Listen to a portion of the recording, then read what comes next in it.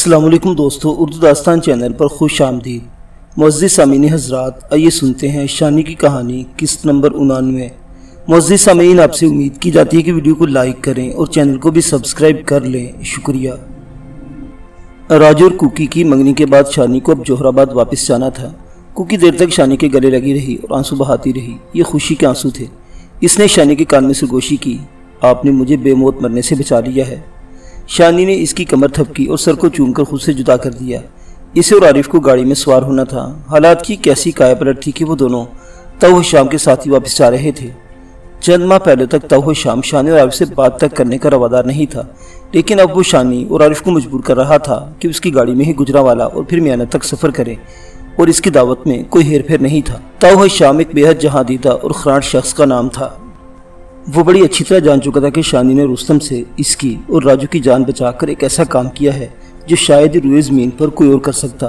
तब शाम ने रुस्तम पर सितम के पहाड़ तोड़े थे और इसके करीबी साथी अफंदी को बेदर्दी से मौत के घाट उतारा था।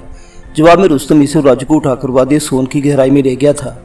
तब जान गया था कि अब इन बाप बेटे की लाश भी किसी को नहीं मिलेगी। लेकिन मेरी शानी वहाँ पहुंची, वही शानी जिसको ज़लील रुस्वा करने में ताऊ ने कोई कसर नहीं उठा रखी थी। शानी ने तव शाम, राजू और इनकी मौत के दरमियान एक कहानी दीवार का काम किया था।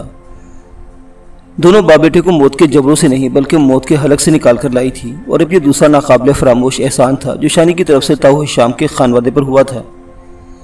शानी ने एक बार फिर तव की सबसे चहीती औलाद यानी राजू की जिंदगी बचाई थी।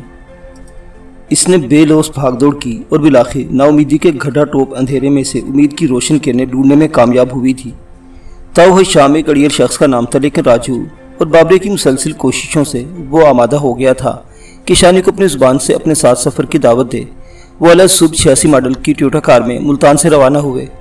इस गाड़ी में शानी और आरिफ के अलावा राजू भी था। तव शाम दूसरी गाड़ी में था। अभी वो लाहौर से करीबन 100 मील दूर साहिवाल के आसपास थे कि शानी के मोबाइल पर चौधरी बशीर का पैगाम मौसूल हुआ। ये मोबाइल सेट चौधरी बशीर ने ही शानी को फराहम किया था। पैगाम के मुताबिक आज सुबह मुन्ने की तबीयत फिर बिगड़ गई थी और वो बुखार की हालत में ही ज़ियान बोल रहा था। इसकी बातों से अंदाज़ा होता था कि वो शानी को बड़ी शिद्दत से याद कर रहा है। शानी यकीन से नहीं कह सकती थी कि चौधरी बशीर झूठ बोल रहा है या वाकई मुन्ने की तबीयत ज़्यादा ख़राब है, लेकिन एक बात वाज़ेह थी कि वो अब अपना सफ़र जारी नहीं रख सकेगी। इसे लाहौर में रुकना पड़ेगा। बशीर और मुन्ना 2 दिन पहले मुल्तान से लाहौर पहुँच चुके थे।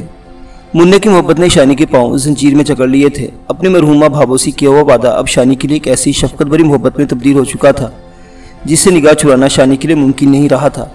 और अब तो मुन्ने के अलावा शानी के पाँव में और भी कई ऐसी जंजीरें पड़ गई थी जिनका दूसरा सिरा सिर्फ और सिर्फ चौधरी बशीर के हाथ में था। चौधरी बशीर के बारे में सोचा तो शानी के कानों में फिर वही अल्फाज गूंजने लगे जिन्होंने चंद दिन पहले इसके कानों में पिघला हुआ सीसा उंडेला था। चौधरी बशीर के लहजे में इसी सब गंदल का जहर था जो कभी चौधरी के दादा मेहर जी के लहजे में जाहिर हुआ था।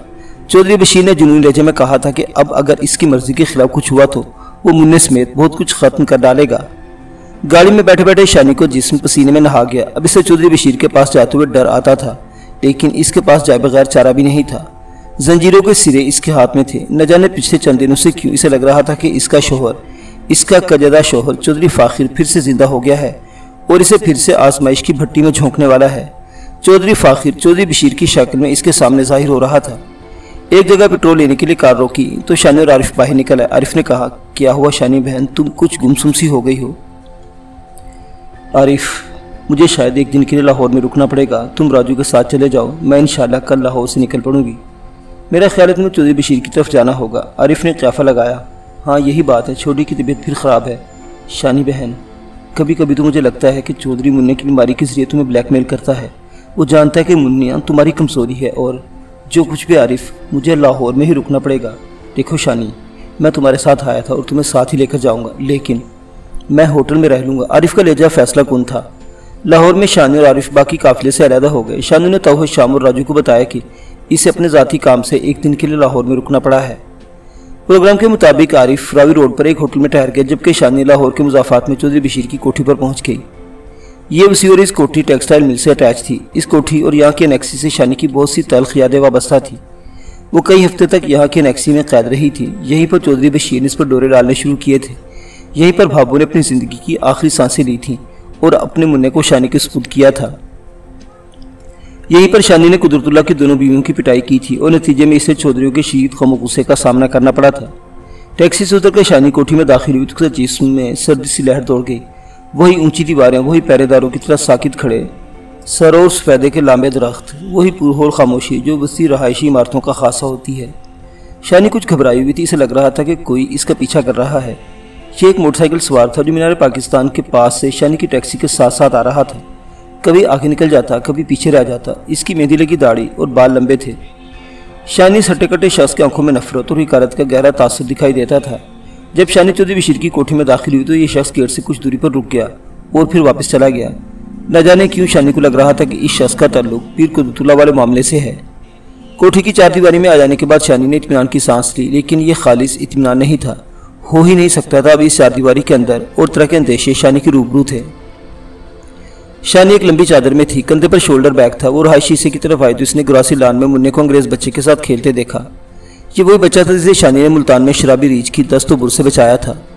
मुन्ने को खेलते देखकर शानी को जहां इत्मीनान हुआ वहां एक नई तरह की परेशानी भी महसूस हुई। चौधरी बशीर ने मुन्ने के हवाले से दुरुस्त इत्तला नहीं दी थी। यूँ लगता था कि वो अब ओछे हंडकंडों पर आ गया है।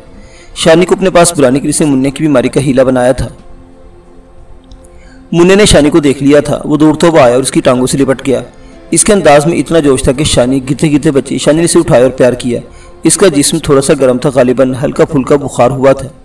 मुन्ने को चूमने चाटने के बाद शानी ने अंग्रेज बच्चे को गोद में ले लिया। इस दौरान में बच्चे की अंग्रेज वालिदा मिसिस ग्रेस भी पहुंच गई। वो शानी को देखकर बहुत खुशी हमेशा ही होती थी। शानी को देखकर इसकी आंखों में ममनूनियत का एक अजीब तासुर उभर आता था। शानी को लगता था जैसे ग्रेस की आंखों से तशक्कुर के जज्बात की एक फुहार निकल रही है और इस पर बरस रही है। इसके अलावा ग्रेस की आंखों को देखकर शानी कुछ खोसी जाती। पता नहीं क्यों से लगता था कि ग्रेस की आंखें इसकी अपनी नहीं है, ये किसी और की आंखें हैं। उन आंखों को पहले से जानती है। ग्रेस की आंखों में झांक कर इसकी अजीब सी कैफियत हो जाती थी शानी की। रस्मी बातों के बाद शानी ने मुन्ने से पूछा, आपके अबू किधर हैं? कमरे में टीवी देख रहे हैं, वो तोतली जुबान में बोला। शानी ग्रेस से इजाजत लेकर मुन्ने के साथ अंदर आ गई। चंद बुलंदो बाला में राबे दरवाजों से गुजरने के बाद वो दोनों एक कालीन पोश लाउंज में पहुंचे। चौधरी बशीर यहाँ फैलकर एक सोफे पर बैठा था और जहाजी साइज की टीवी सेट पर कोई इंडियन फिल्म देख रहा था। सामने शीशे की बेशकीमत तपाई पर सिगरेट और विस्की रखी थी। कमरे में हस्बे मबूल अल्कोहल की बू फैली थी। शानी ने सलाम किया। चौधरी ने सर निगाहों से शानी को देखा और सिगरेट का गहरा कश लेकर बोला, बहुत देर लगाई तुमने आते आते। जब आपका फ़ोन मिला हम साहिवाल के करीब थे, रास्ते में बस खाना खाने के लिए रुके थे। वो तुम्हारा कम्बो भाई किधर है? वो होटल में ठहरा है। दरअसल इसे यहाँ कुछ काम था। चौधरी बशीर ने ऐसी नज़रों से शानी को देखा जैसे कह रहा हो, मैं इतना बेवकूफ़ नहीं हूँ कि तुम्हारी बात पर यकीन कर लूँ। ताहम ये बात इसने जुबान से नहीं कही। सिगरेट का एक और कश लेकर बोला, मुन्ने को कल तेज़ बुखार हो गया था, आज दोपहर से कुछ बेहतर है। शानी ने एक बार फिर मुन्ने का गाल चूमा और सोफे पर बैठ गई। चौधरी बशीर ने बेल बजाकर मुलाजिम को चाय का ऑर्डर दिया और फिल्म देखने में महव रहा। ये इंडिया वाले आर्ट मूवी अच्छी बनाते हैं। वो स्क्रीन पर नजरें जमाए जमाए बोला। फिर इसने रिमोट के जरिए फिल्म रिवाइंड की और फिल्म के शुरू के एक सीन को दोबारा देखना शुरू कर दिया। बीवी इस नौजवान से मिलकर आती है जिससे वो शादी से पहले मोहब्बत करती थी। शोहर के दिल में अलाव भड़क रहा है। वो बीवी को एक नहायत खूबसूरत और कीमती साड़ी तोहफे में देता है। बीवी साड़ी पहनते आईने के सामने घूम घूम कर देखती है। वो बहुत खुश होती है, लेकिन अचानक इसकी निगाह पल्लू पर पड़ती है। पल्लू से साड़ी थोड़ी सी फटी हुई है, इसे रफू किया गया है। बीवी का चेहरा उतर जाता है। वो शोहर से कहती है, ये तो फटी हुई है। क्या मतलब? शोहर पूछता है। इसमें नक्स है जानी। ऐसा नक्स तो तुम्हारे अंदर भी है डार्लिंग, शोहर अजीब लहजे में कहता है। बीवी के चेहरे पर जल्जले के आसार नमूदार होते हैं। वो थर थर कांपने लगती है। शोहर बाहर चला जाता है। चौधरी बशीर ने एक बार फिर फिल्म रिवाइंड करके सीन दूसरी बार देखा और फिर खामोशी से इसी जगह से देखने लगा जहाँ से पहले देख रहा था। शानी को अपनी पेशानी पर पसीने की नमी महसूस हुई, न जाने क्यों। इसे कुछ अरसे पहले का एक और वाक़या याद आ गया। चौधरी बशीर के मरहूम भाई फ़ाखिर ने भी नारपुर की हवेली में एक बार ऐसा ही किया था। इसने शानी को शोहर की तलब और बीवी की गर्मजोशी का एक सीन टीवी पर बार बार दिखाया था। बशीर भी फ़ाखरी का भाई था। बज़ाहिर महसूस होता था कि दोनों के मिजाज मुख्तलिफ हैं, लेकिन आहिस्ता आहिस्ता साबित हो रहा था कि वो दोनों की खसलत एक ही है। बतदरीज बशीर का एक नया रूप शानी के सामने आ रहा था। कुछ देर बाद फिल्म ख़त्म हो गई। बशीर ने टीवी ऑफ किया और मुन्ने से कहा कि वो बाहर जाकर खेले। मुन्ना खुद पर जबर करके शानी की गोद से निकला और बाहर चला गया। शानी का दिल शिद्दत से धड़क रहा था। चौधरी बशीर अभी शानी का शोहर नहीं बना था, लेकिन इसे अभी से एक सख्त शोहर नजर आने लगा था। इसने अजीब सी नज़रों से शानी को देखा और बोला, बुध के दिन दोपहर 3 और रात 12 बजे के दरमियान तुम कहाँ थी? होटल में। शानी ने बुझे बुझे लहजे में कहा, तुम्हें याद होगा मैंने तुम्हें फ़ोन किया था, पता नहीं कि मुझे लगा कि तुम होटल से जवाब नहीं दे रही हो। पर पता नहीं कि आपको ऐसा क्यों लगा। मैं जब भी होटल में तुमसे रब्ता करता हूँ तुम्हारे मोबाइल से ट्रैफिक का शोर सुनाई देता है। उस दिन कुछ सुनाई नहीं दिया, क्यों? वो थानेदारों की तरह तफ्तीश कर रहा था। ईशानी के अंदर से किसी वक्त खौफ और किसी वक्त तैश की लहर उठ रही थी। वो खुद को संभालते हुए बोली, हो सकता है खिड़की दरवाजे बंद हों, लेकिन आप मुझसे इस तरह की पूछ-कुछ कर रहे हैं। इसलिए कर रहा हूँ कि हम दोनों के दरमियान एक मुआहदा हुआ है और अब जो कुछ भी हो रहा है इस मुआहदे के मुताबिक ही हो रहा है। अगर मुआहदे की एक शिक की खिलाफ वर्जी होगी फिर सारा मुआहदा ख़त्म हो जाएगा। चौधरी बशीर के रेजे में तैश का उनसर बढ़ता जा रहा था। शानी ने कुछ कहने के लिए मुंह खोला, लेकिन इससे पहले ही बशीर ने हाथ बढ़ाकर शानी की कलाई बड़ी मजबूती से पकड़ ली। इसकी गिरफ्त में ही जानी सख्ती थी। वो फुकारा, मेरे और अपने नए दौर की इब्तिदा झूठ से न करना। मुझे ठीक ठाक बता दो, बुध के 2-3 बजे रात 12 बजे तक तुम कहाँ थी? मैं सिर्फ सच सुनना चाहता हूँ। शानी की आंखें डूबा गईं। वो वाकई झूठ बोलना नहीं चाहती थी।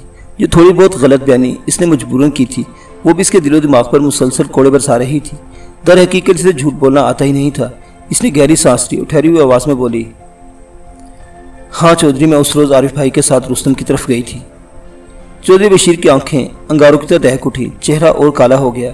शानी की कलाई पर इसकी गिरफ्त और मजबूत हो गई। क्यों गई थी? तुमने मुझसे वादा किया था कि अब हर पुराने ताल्लुक को भूल जाओगी। मैं रुस्तम को समझाने गई थी। आखिरी बार मैं इसे कहने गई थी कि ये पुलिस इसे मारने का पक्का इरादा किया हुआ है, वो कहीं रुपोश हो जाए या मुल्क से बाहर चला जाए। फिर वो माना। चौधरी का लहजा अजीब था। पता नहीं मैंने अपना फ़र्ज अदा किया है। तुमने मनाने की कोशिश तो की होगी। चौधरी दूसरे हाथ से विस्की का घूंट लेते हुए कहा, नहीं, मैंने बस एक बार बात की। तुम दोनों ने अकेले में बात की या कोई और भी मौजूद था? और देखो, झूठ नहीं बोलना, अकेले में बात की थी। शानी मुस्ताकम लहजे में कहा, बहुत खूब, अकेले में बात की थी। चौधरी के लहजे में काट थी। इसने अपनी आतिशी नजरें शानी की निगाहों पर गाड़ी। इसने तुमको छुआ या? चौधरी, आप कैसी बातें कर रहे हैं? शानी भड़क गई। मैंने कोई ऐसा काम नहीं किया जिसके मुझे शर्मिंदा होना पड़े।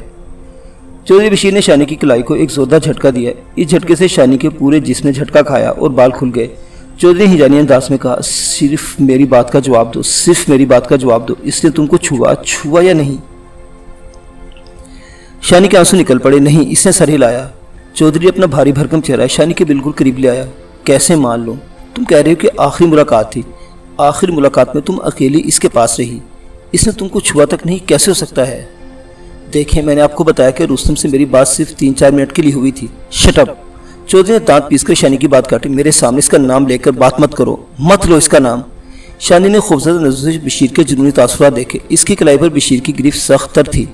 चौधरी बशीर फिर पुकारा, इससे तुम्हारी बात सिर्फ 3-4 मिनट हुई, लेकिन तुम 9-10 घंटे तक एक छत तले इस कातिल डकैत के साथ रही। बाकी वक्त में तुम क्या करती रही? मेरी तबीयत ख़राब हो गई थी। आरिफ ने मुझे दवा देकर सुला दिया था। मौसम भी बहुत ख़राब था, इसलिए हम होटल ना लौट सके। फिर ज़रा तवक्कुफ़ करके कराही। प्लीज़ मेरी कलाई छोड़ दे, मुझे दर्द हो रहा है। चौधरी ने अपने जुनून में जैसे इसकी बात सुनी ही नहीं। इसकी आंखें अंगारा थी। वो सरसराती आवाज़ में बोला, देखो, मैं आखिरी बार तुम्हें माफ़ कर दूंगा। मुझे सच सच बता दो, इन 9-10 घंटों में क्या हुआ? मेरे साथ ऐसा सलूक मत करें, मैं इसकी हकदार नहीं हूँ। मैं आखिरी बार रुस्तम, मेरा मतलब है, इससे मिली और वो सब कुछ ख़त्म हो गया। और मेरी कलाई छोड़ दे, मुझे दर्द हो रहा है उस इसकी। चौधरी ने बड़ी डराई से सर हिलाया। तुम सच नहीं बोल रही हो और मैं तुम्हें सच बोलने पर मजबूर कर दूंगा। शानी ने झुंझुलाहट के आलम में कुछ कहने के लिए मुंह खोला। इसने एकदम हाथ बढ़ाकर मेज़ की दराज में से पिस्तौल निकाल लिया। पिस्तौल देखकर शानी की रूह फना हो गई। वो शानी का चेहरा देखकर पुकारा, घबराओ मत, तुझे कुछ नहीं कहूँगा, लेकिन और बहुत कुछ ख़त्म कर दूंगा। शानी के दिल ने गवाही दी कि आज इसने यहाँ कोठी में आकर बहुत बड़ी गलती की है। चौधरी बशीर की वहशत किसी ऐसे साने का बाइस बन सकती थी जिसका तसव्वुर करना भी मुहाल है। इसका ध्यान आप ही मुन्ने की तरफ चला गया। पता नहीं क्यों इन लम्हों में इसे मुन्ने की ज़िंदगी की तरफ से शदीद खतरा महसूस हुआ। कुछ ऐसे जानवर भी होते हैं जिनमें नर अपने बच्चे को मार देता है और ऐसा जिनसी जिबिलत की वजह से होता है। शानी को लगा जैसे यहाँ भी कोई ऐसा ही शदीद जज्बा मुन्ने के लिए खतरा बन रहा है। वो सरतपा कांप गई। इसे अपनी जान की मतलब परवाह नहीं थी, लेकिन अपनी प्यारी भाबोसी की हुआ वादा इसकी रूह में बसा था। इसकी कलाई बदस्तूर चौधरी की बेरहम गिरफ्त में थी। इसे अपना दूसरा हाथ आगे बढ़ाया और दोनों हाथ चौधरी के सामने जोड़ दिए। मैं आपके सामने हाथ जोड़ती हूँ, इसे वापस रखें। मैंने कुछ नहीं किया, ना आइंदा कुछ होगा। हमारे दरमियान जो तय हुआ है मैं इसके मुताबिक ही चल रही हूँ। मैं कसम खाती हूँ। चौधरी खुहार नज़रों से इसकी तरफ देखे चला जा रहा था, जैसे इसकी समझ में ना आ रहा है कि शानी के साथ क्या सलूक करे। किसी वक्त तो ये लगता था कि उस पर झपट पड़ेगा और बंद कमरे में ऐसे बदतरीन सलूक का निशाना बनाएगा। लेकिन ये बात भी थी कि वो रोती कुरलाती शानी की वजह हंसती मुस्कुराती शानी को हासिल करना चाहता था। ऐसी शानी जिसके पैकर में खुशपुर्दगी और आमादगी की तमाम तर रानाई शामिल हो। बेशक ये रानाई किसी जबर का नतीजा ही हो, लेकिन हो तो इसकी जलती निगाहें शानी के हसीन सरापे पर मरकूज रहीं। ये निगाहें जैसे शानी के जिस्म में सुराख कर रही थी। वो जहरीले सांप की तरफ पुकारा, मुझे शुरू से लेकर आखिर तक सब कुछ बता दो कि वहाँ क्या बातें हुई और तुम वहाँ क्या करती रही। शानी ने रुक रुक कर सब कुछ बता दिया। इस सारी गुफ्तगू के दौरान भी शानी की कलाई बशीर की आहनी गिरफ्त में रही। वो जैसे इस कलाई को अपने हाथ के शिकंजे में जकड़कर भूल ही चुका हो। इसकी उंगलियां शानी के गोश्त में बेबस थीं और तकलीफ के सबब हाथ लसता जा रहा था। बशीर की लाशुरी गिरफ्त शायद इस एहसास से मलकियत का आकाश थी जो वो शानी के हवाले से रखता था। इसने जैसे सिर्फ कलाई नहीं, पूरे जिस्म को अपनी मलकियत के शिकंजे में जकड़ रखा था। इसने एक एक बात पूछी, कई सवालात किए, मुआहदे की सारी शरारत शानी की जुबान से सुनी। इस गुफ्तगू के दौरान में शानी को कई बार बेहद तौहीन महसूस हुई। इसके अंदर की बाहिम्मत चौधरानी ने इसे कुचोके दिए, लेकिन वे सोचकर सब कुछ सहती रही कि बशीर नशे और तैश में दीवाना हो रहा है। इसकी दीवानगी के जवाब में तहम्मुल का दामन हाथ से न छोड़ना ही अक्लमंदी थी। खबर नहीं कि कब तक शानी को बशीर की पूछगछ का सामना करना पड़ता और बिलाखिर ये सूरत क्या रुख इख्तियार करती। एक दस्तक ने शानी की मुश्किल आसान कर दी। बंद दरवाजे पर यह दस्तक मिसिस ग्रेस ने दी थी। वो शानी को बुला रही थी। मिसिस ग्रेस की आवाज़ सुनकर बशीर चौंक गया। इसका गजब का चढ़ता हुआ पारा एकदम उतर सा गया। इसने सिगरेट का एक तवील कश लेकर धुआं फजा में छोड़ा और शानी से पूछा, जाओ ग्रेस की बात सुन लो। शानी बैठी रही, इसकी आंखों में आंसू तैरते रहे। अब जाती क्यों नहीं हो? बशीर फुंकारा, मेरा बाजू छोड़ेंगे तो जाऊंगी, शानी ने होले से कहा। चौधरी बशीर ने जैसे चौंक कर बाजू छोड़ दिया। शानी की दूधिया कलाई पर उंगलियों के निशान यूं सब थे जैसे कलाई को घुटनों तक रस्सी से बांधे रखा गया हो। कलाई छूटते ही नसों में रुका हुआ खून तड़प कर हाथ की तरफ आया और इसे गुलाबी कर गया। उंगलियां कपकपाती चलेगी। शानी इस सतमज़दा कलाई और हाथ को ओढ़नी में छुपाती हुई दरवाजे की तरफ बढ़ी। दरवाजे के पास बिल्कुल पास पहुंचकर इसे एहसास हुआ कि इसकी आंखों में आंसू तैर रहे हैं। इसने रुककर आंखों को अच्छी तरह साफ किया, फिर दरवाजा खोलती हुई बाहर आ गई। कुछ ही देर बाद शानी और ग्रेस कोठी के एक शानदार सजे हुए कमरे में बैठी थी। ग्रेस के चेहरे पर शानी के लिए तरहम और तशवीश के आसार थे। न जाने क्यों शानी को लग रहा था कि ये ज़हीन आंखों वाली गैर मुल्की खातून शानी के हालात के बारे में बहुत कुछ जान चुकी है। शानी ने महसूस किया था कि मुल्तान के उस्मानिया हाउस में भी शानी जब भी चौधरी बशीर के पास पहुंचती थी, ग्रेस इसके इर्द गिर्द मंडराती रहती थी जैसे इसकी देखभाल कर रही हो और इसको किसी गैर मुतवक्को मुसीबत से बचाने का इरादा रखती हो। ग्रेस बहुत सादा अंग्रेजी में ठहर ठहर कर बात करती थी। शानी इसकी बात आसानी समझ लेती थी। शानी एक चीज देखकर चौंकी। ग्रेस के कंधों पर जो चादर थी वो शानी की थी। ग्रेस ने चादर बड़ी चाहत से अपने पास रखी थी और अपनी शाल शानी को दे दी थी और यूं अपने तय शानी की दुपट्टा बदल बहन बनी हुई थी। ये वाकई रीछ वाले साने के बाद हुआ था। शानी बच्चे डेविस को खौफनाक रीछ से बचाने की कोशिश में स्विमिंग पूल के अंदर जा गिरी थी। रीछ की हलाकत के बाद शानी को पोल से बाहर निकाला गया था और ग्रेस ने शानी के सर पर अपनी शॉल डाल दी थी। ग्रेस ने मुस्कुराते हुए कहा, शायद तुम अपनी चादर पहचानने की कोशिश कर रही हो। शानी भी जवाबन होले से मुस्कुराई। ग्रेस ने कहा, यह चादर मेरे पास उस वाक़े की निशानी है जिसे मैं और स्टीफन जिंदगी भर नहीं भूल सकते। मैं सच कहती हूँ शोनी, मैं जितनी बार अपने बच्चे का मुँह चूमती हूँ तो मैं याद करती हूँ। अगर तुम उस शाम जुर्रत न दिखाती तो शायद आज। ग्रेस की आवाज़ रुंध गई। वो बात मुकम्मल न कर सकी। मेरा कोई कमाल नहीं था मैडम ग्रेस, शायद ये मेरे अंदर की औरत थी जो आपके मासूम बच्चे डेविस की मुश्किल में न देख सकी। जो कुछ भी है शोनी, तुम्हारा एहसान ज़िंदगी भर मेरे दिल पर नक्श रहेगा। मैं तुम्हें हर वक्त बहुत याद करती हूँ। तुम्हारे बारे में दोस्तों से पूछती रहती हूँ। नौकरानी फिर दोस्त और जोहरा ने मुझे तुम्हारे बारे में बहुत कुछ बताया है। कुछ बातें मैंने अपने तौर पर भी मालूम की हैं। शानी फिर हल्के से अंदाज में मुस्कुराई। आपने मेरे बारे में तो बहुत कुछ जान लिया मैडम, लेकिन अपने बारे में कुछ नहीं बताया। मेरे दिमाग में भी आपके बारे में कई सवाल उभरते हैं। ग्रेस बोली, शोनी पहली बात तो यह है कि तुम मुझे मैडम ना कहा करो। जिस तरह मैं तुम्हें बेतकल्फी से बुलाती हूँ इस तरह तुम भी मुझे बुलाओ, मुझे अच्छा लगेगा। जो सवाल तुमने किया इसका जवाब मैं तुम्हें देना चाहती हूँ, लेकिन डरती हूँ। स्टीफन ने बहुत सख्ती से मना किया हुआ है। तो फिर आप रहने दे, शानी ने जल्दी से कहा। तुमने मुझे फिक्रा मुकम्मल नहीं करने दी। मैं कहना चाहती हूँ कि स्टीफन ने मना किया है, मगर तुम इतनी प्यारी लगती हो कि मैं तुम्हें बताने में कोई हर्ज नहीं मैं समझती। और पता नहीं क्यों मुझे यकीन है कि तुम्हारे पास ये बात महफूज रहेगी। आपकी मेहरबानी है कि आप मुझे इस लायक समझती हैं। फिर वही आप जनाब, तुम मुझे तुम कहकर बुलाया करो। ज़रा तवक्कुं करने के बाद ग्रेस अपनी गोद में बैठे रहने डेविस को चूमा और इसे बाहर भेज दिया। तब इसने आहिस्ता आहिस्ता शानी को बताना शुरू किया। कहते हैं कि अच्छी बात जहाँ से भी मिले ले लेनी चाहिए। लंदन में हमें एक पाकिस्तानी शायरी से एक अच्छी चीज़ मिली और हम इसकी तहकीक करने के लिए निकल खड़े हुए। तुम्हारे ज़हन में ये सवाल उभरेगा कि वो पाकिस्तानी कौन था और अच्छी चीज़ क्या थी। पहले सवाल का जवाब यह है कि वो शख्स दारा नाम का एक देहाती था। इसकी उम्र 60 साल से ज़्यादा थी। इसके पास बरतानिया की शहरियत थी और वो अपने बेटे और पोतों के पास 10-12 साल से इंग्लैंड में मुकीम था। दारा नामी ये शख्स 4 साल पहले पाकिस्तान आया। यहाँ से अपने एक मुकामी इंडियन दोस्त युवराज सिंह के लिए एक नबाताती दवा लेकर गया। ये दवा उन दवाओं में से थी जो आमतौर पर उम्र रसीदा अफराद जिस्मानी कुव्वत के लिए इस्तेमाल करते हैं। तुम मेरी बात समझ रही हो ना? शानी ने इस बात में सर हिलाया। मिसिस ग्रेस बोली, इस दवा के नतीजे हैरत अंगेज थे। बूढ़ा युवराज सिंह एक नई शादी के बारे में सोचने लगा। बाद में कुछ और लोगों ने भी ये दवा इस्तेमाल की। इनमें लंदन का एक अंग्रेज केमिस्ट फिलिप फ्रीजर भी था। फिलिप इस शुरुआती दवा के नतीजे से बेहद मुतासिर हुआ। इन लोगों ने दारा नामी शख्स को खास तौर से इस पौधे के असूल के लिए पाकिस्तान भेजा जिससे ये दवा तैयार की जाती थी। ये नया पौधा और इसे ढूंढना पड़ता है। इसकी नमू का एक खास मौसम होता है और इसे खास तरीके से ही परवान चलाया जा सकता है। दारा को इस पौधे के असूल में जुज़वी कामयाबी हुई। वो कुछ दवा तैयार करके इंग्लैंड लाया। इंग्लैंड में केमिस्ट फिलिप ने यह दवा प्राइवेट तौर पर अपने हल्का अहबाब में कुछ लोगों को इस्तेमाल कराई। इसके नतीजे हैरानकुन थे। ये बेशकीमत एलोपैथिक दवाओं से कहीं कम कीमत और कहीं ज़्यादा मौसर थी। एक खास हल्के में तहलका समझ गया। इस दौरान में ये भी मालूम हो कि दारा इस नया पौधे को अपने तौर पर काश्त करने और परवान चलाने का कदीम फन भी जानता है। मालूम हुआ कि इसने लंदन में अपने घर की फुलवारी में कुछ ऐसे पौधे भी तैयार किए थे, लेकिन फिर इस दौरान में कि होना वाक़या हुआ। मिसिस ग्रेस ने चंद में तवक़्क़ुफ़ किया और शानी तजस्सुस इसकी सूरत देखने लगी। मिसिस ग्रेस ने एक ठंडी सांस लेकर इंकशाफ किया। एक रात किसी ने बूढ़े दारा और उसके जवान बेटे को कत्ल कर दिया। दोनों की लाशें पुलिसरार तौर पर घर के पिछवाड़े फुलवारी में पाई गई।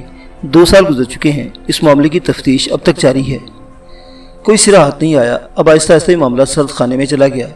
लेकिन हैरत अंगेज पौधे और इससे तैयार की जाने वाली दवा का मामला कुछ लोगों के जहनों में हुनूस ताज़ा है और उसका खोज लगाना चाहते हैं। शानी के जहन में हलचल थी। मिसिस ग्रेस जो कुछ बता रही थी, शानी के जहन में कुछ नायत तलख और लर्जा खेज यादें ताज़ा हो गई थी।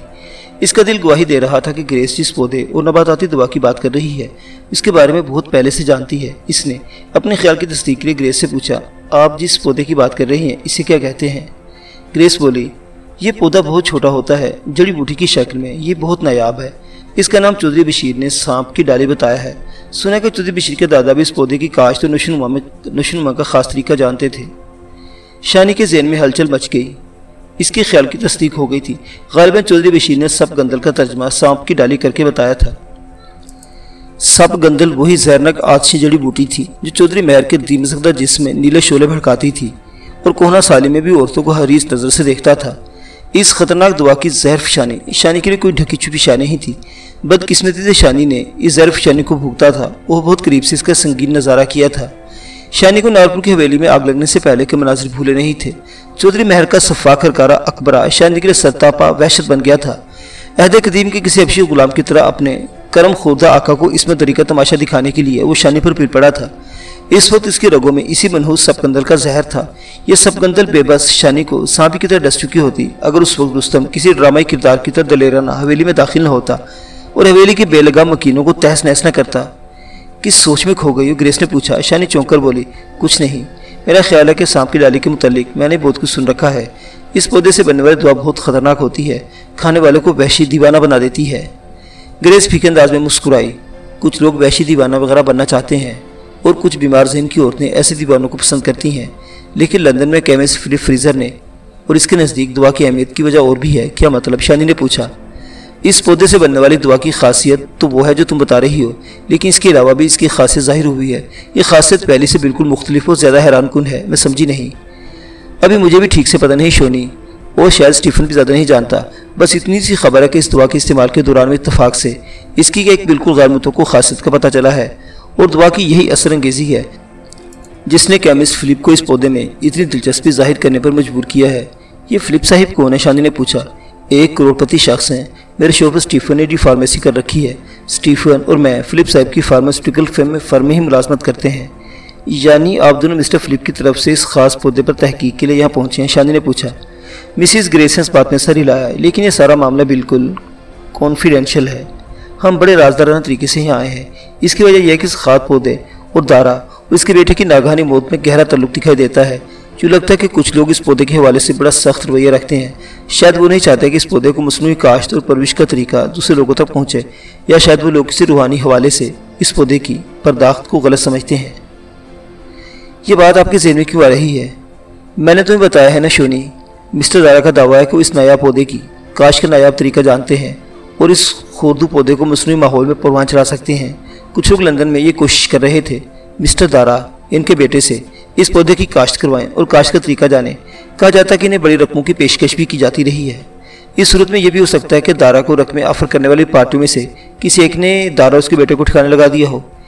ये इम्कान भी तो रद्द नहीं किया जा सकता, ग्रेस ने कहा। फिर ज़रा तवक्कुफ से बोली, मुझे कहना तो नहीं चाहिए शोनी, लेकिन सिर्फ याद दहानी करा रही हूँ कि हमारी ये गुफ्तगू हम दोनों बहनों के दरमियान ही रहनी चाहिए।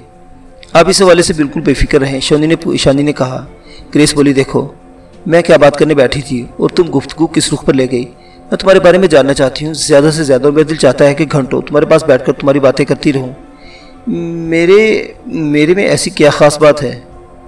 तुम में बहुत ख़ास बात है। ग्रेस शानी की आंखों में देखकर मुस्कुराई। पता नहीं क्यों शानी को लगा कि इसने आंखें पहले भी कहीं देखी हैं, पूरा चेहरा नहीं सिर्फ आंखें। ग्रेस ने मोहब्बत से शानी के दोनों हाथ थाम लिए। शोनी, मैंने कोशिश करके तुम्हारी बहुत सी कहानी जान ली है। मैं तुमसे जितना जानते गई हूँ, मेरे दिल में तुम्हारे इतनी हमदर्दी और मोहब्बत पैदा हो गई है। मैंने सुना था शोनी की मशरक़ी लड़की ईसार और वफा का पैकर होती है, अपने वालिदैन और बहन भाइयों के लिए बड़ी से बड़ी कुर्बानी देने को तैयार और आमादा हो जाती है। ऐसे कुछ वाक़यात भी सुन रखे थे, लेकिन पर यकीन नहीं था। तुम्हें देखा और जाना तो यकीन आ गया। आप क्या जानना चाहती मेरे बारे में? कुछ भी। मुझे पता चला कि तुम्हारे वालिद एक ज़िम्मेदार चौधरी थे, लेकिन इनसे बड़े एक चौधरी ने इन पर अरसा हयात तंग कर दिया था। तुम्हारे वालिद की ज़मीनें बिक रही थी, इन पर कर्ज़ों का बोझ बढ़ रहा था।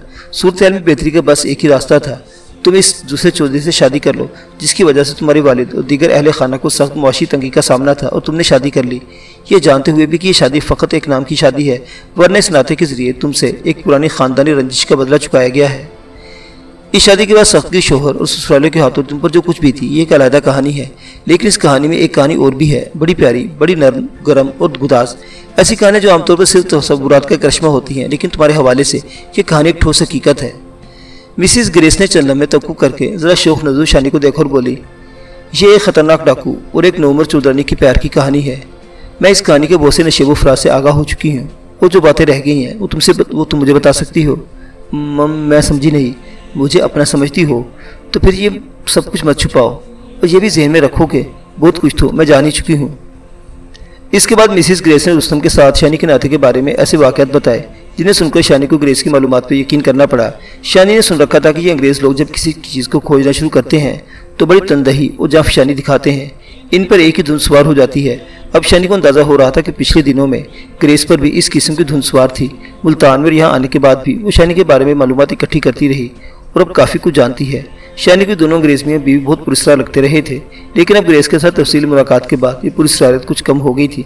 गालिबन ग्रेस ठीक ही कह रही थी कि वो लोग यहाँ एक हैरत अंगेज़ पौधे सब गंदल की खोज में आए थे। शानी जानती थी कि इस पौधे की परवरिश अजीब व गरीब तरीके से होती है। शानी ने बड़े चौधरी महर को सब गंदल की देखभाल करते देखा था। वो इस पौधे को खून पिलाता था और एक कोबरा सांप इस पौधे की क्यारियों में चकराया करता था। इसके अलावा भी खबर नहीं कि क्या क्या टोटके किए जाते थे। शानी जानती थी कि ग्रेस का शोहर स्टीफन भी चौधरी बशीर के साथ मिलकर इस किस्म के टोटकों में मसरूफ़ है। कुछ दिन पहले शानी ने मुल्तान के उस्मानिया हाउस में स्टीफन को खूनालूद हाथों के साथ किसी नामालूम काम में मसरूफ़ देखा था। तुम बात करते करते किस सोच में खो जाती हो? ग्रेस ने मोहब्बत से शानी को देखा। नहीं, कुछ भी नहीं। शानी ठिठक गई। उसकी थोड़ी को छूकर खुलूस भरे प्यार से बोली, एक बेतकल्लुफ़ बात कहूँ? क्या?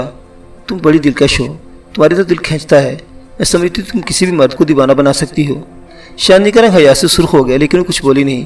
ग्रेस बात जारी रखते हुए कहने लगी, मैंने रुस्तम को देखा तो नहीं, लेकिन कहते हैं कि वो रवायती जराइम पेशा लोगों की तरह बदनुमा नहीं, जवां साल और कबूल सूरत है। शायद इसकी फितरत भी गलत नहीं, वो सिर्फ गलत हालात का शिकार हुआ है। रुस्तम के जिक्र पर शानी को कोफ्त होने लगी। इसने यूं दाखिली दरवाजे की तरफ देखा जैसे इसे डर हो कि बशीर कहीं आसपास मौजूद होगा और रुस्तम के जिक्र पर एकदम आग बगोला हो जाएगा। जैसे कराकर बोली, प्लीज़ ग्रेस जी जिक्र ना करें, मुझे अच्छा नहीं लगता। क्या अच्छा नहीं लगता? वो जिसे तुम प्यार करती हो या ये हालात जिन्हें तुमने घेरा हुआ है? ग्रेस ने इत्मीनान से कहा, कुछ भी नहीं। शानी का दिल फिकार था। ग्रेस ने अपने शायद रंगे बालों को कानों के पीछे उड़सा अपने गुदाज होंठों पर मुस्कुराहट सजाई और अजीब लहजे में बोली, मशरिक और मशरिक की पुरस्कार के बारे में बहुत कुछ सुना था, और उन मशरिकी लड़कियों के बारे में भी जो अलिफ लैला के किरदारों की तरह नाकाबिले फ़हम होती हैं। इनके सीने में बड़े नाजुक लेकिन बहुत मजबूत दिल होते हैं और अपनी आंखों से दुनिया के हसीन तरीन सपने सजाती हैं, लेकिन मजबूर हो जाने की सूरत में इन सपनों को अपने हाथों से चकनाचूर करने का हौसला भी रखती हैं। ऐसा करते उन पर जो कुछ भी बीते, लेकिन इनकी हालत देखने वाले पर जाहिर नहीं होती। वो अपने प्यासी होंठों को ईसार की सुई धागे से यूँ सी लेती हैं कि हल्की सी आह भी किसी के कानों तक नहीं पहुँचती। हाँ शोनी, मैंने बहुत कुछ सुना था इन लड़कियों के बारे में, लेकिन यकीन नहीं आता था कि एक दिन एक ऐसी लड़की मेरे रूबरू होगी, मोहब्बत, वफा और इसार की पुतली, फूल से बढ़कर नाजुक और चट्टान से बढ़कर मजबूत। ये आप क्या कह रही हैं ग्रेस? मेरी समझ में कुछ नहीं आ रहा। लेकिन मेरी समझ में सब कुछ आ रहा है, ग्रेस ने गैर मामूली लहजे में कहा। इसने एक आहनुमा सांस खींची और खाली नजरों से खिड़की को देखते हुए बोली, मैं ख़ानदानी तौर पर क्रिश्चियन हूँ, लेकिन हकीकत यह है कि मेरा कोई खुसूसी मजहब नहीं। मुझे कई मज़ाहिब की अच्छी बातें भाती हैं और इन्हें अपने दिल में महफूज करती हूँ। ख़ासतौर से मैंने तुम्हारे मजहब को मुतालिया किया है और इससे बहुत कुछ सीखा है। चंद लम्हे तवक़्क़ुफ़ करने के बाद वो दोबारा गोया हुए। तुमने ये मकूला सुना ही होगा कि जब हवस बहुत बढ़ जाता है तो तेज़ हवाएं चलती हैं और बारिश होती है। जब तारीकी बहुत गहरी हो जाती है तो फिर सुबह के आसार नमूदार होते हैं। सुना है तुमने? शानी खामोश रही। ग्रेस बात जारी रखते हुए बोली, तुम्हारी ज़िंदगी में भी हवस और अंधेरा गहरा हो चुका है शोनी, अब और गहरा होगा। तुम जिंदा नहीं रह सकोगी। अब तुम्हें बारिश और हवा की ज़रूरत है, अब तुम्हें मेरी ज़रूरत है। शानी ने एक बार भी ताज्जुब से ग्रेस को देखा। मैं समझी नहीं ग्रेस। मैंने बताया है ना कि सब कुछ समझ गई हूँ। मैंने फैसला किया है कि तुम चाहो या ना चाहो मैं तुम्हारी मदद करूँगी। मैं तुम्हारी ज़िंदगी को हवस और अंधेरे से निकालने के लिए तुम्हारे साथ हर मुमकिन ताउन करूँगी। ये कोई जज्बाती फैसला नहीं है शोनी, इसमें लंबी सोच विचार शामिल है। आपकी बातें बिल्कुल मेरी समझ में नहीं आ रही। दरअसल तुम समझना नहीं चाह रही हो, ग्रेस ने शानी की चादर अपने कंधों पर दुस करते हुए कहा। तुमने पिंजरे को अपना घर समझ लिया है। तुम इसकी कोना साले से निकलना नहीं चाहती जिसे तुमने मुद्दतों से जकड़ा हुआ है शोनी। तुमने कोई गुनाह नहीं किया, तुमने प्यार किया है। कहाँ से आया है ये प्यार? ये तुम्हारी अपनी ईजाद नहीं, ये ऊपर वाले का दिया हुआ है। कुदरत ने अपने हाथों से तुम्हारे लहू में शामिल किया है। इसे गुनाह इस दुनिया वालों ने बनाया है और दुनिया के दस्तूरों ने। शानी ने कराते हुए कहा, ग्रेस आपने एक ऐसा मौजूद छेड़ दिया है जो मेरे लिए ख़त्म हो चुका है। मैं सच कहती हूँ, मैं माजी से अपना हर नाता तोड़ चुकी हूँ। नाते इतनी आसानी से नहीं टूटा करते शोनी। जब तक रुस्तम जिंदा है माजी से तुम्हारा नाता नहीं टूट सकता। एकदम शानी की आंखों में आंसू मड आए। वो जिंदा कहाँ है? वो तो बस सांस ले रहा है। इसकी सांस की डोर किसी वक्त टूट सकती है और हो सकता है कि अब तक वो आगे कुछ न कह सकी। इसकी आवाज़ में बेपना करब था। तुम ऐसी नाउमीदी की बातें क्यों करती हो? उम्मीद है भी कहाँ? वो मिनमिनाई। इसके जुर्म इतने ज़्यादा हैं कि इसे कई बार फांसी की सज़ा भी कम समझी जाए। पिछले कुछ अरसे में इसके हाथों कई पुलिस वाले कत्ल हो चुके हैं। पुलिस हाथ धोकर इसके पीछे पड़ गई है। फोर्टवार के अंदर सोन में जो बड़ा पुलिस एक्शन हो रहा है इसकी बड़ी वजह रुस्तम ही है। रुस्तम का लफ्ज़ मुंह से निकला तो शानी एकदम ठिठक गई। कुछ देर पहले बशीर के कहे हुए अल्फाज वज़नी तोड़े की तरह इसके दिमाग पर बरसने लगे। बशीर ने कहा था, इसका नाम तुम्हारी ज़ुबान पर नहीं आना चाहिए। ये कैसी जानलेवा पाबंदियाँ थी, ये कैसा जहरनाक जबर था। कुछ भी है शोनी, वो जिंदा है और जब तक सांस में सांस हो उम्मीद का दामन हाथ से नहीं छोड़ना चाहिए और मैं तुम्हें नहीं छोड़ने दूंगी। ग्रेस के लहजे में एक अनोखे अज़्म की झलक थी। मेरे पाँव में बड़ी जंजीरें हैं ग्रेस, आप इन्हें नहीं देख सकती और ना शायद समझ सकती हैं। मैं देख और समझ कर ही बात कर रही हूँ। मैंने तुम्हारी जंजीरें गिन ली है और उनकी मजबूती भी देख ली है। वो अपनी धुन में बोली, आप मेरे लिए क्यों दुखी हो रही हैं? मुझे अब अपने हालात पर सब्र आ गया है। मैं अब बिल्कुल ठीक हूँ। शानी ने टूटे हुए लहजे में कहा। मुन्ना खेलता हुआ अंदर आ गया था। इसके हाथ में शानी के लिए बहुत से फूल थे। इसने एक मासूम अकीदत के साथ ये फूल शानी की झोली में डाल दिए और खुद इसके पहलू से लगकर खड़ा हो गया। मुअज़्ज़िज़ सामीन हज़रात, शानी की कहानी भी जारी है। बकिया वाक़यात अगली किस्त में देखते रहिए उर्दू दास्तान। अल्लाह हाफिज़।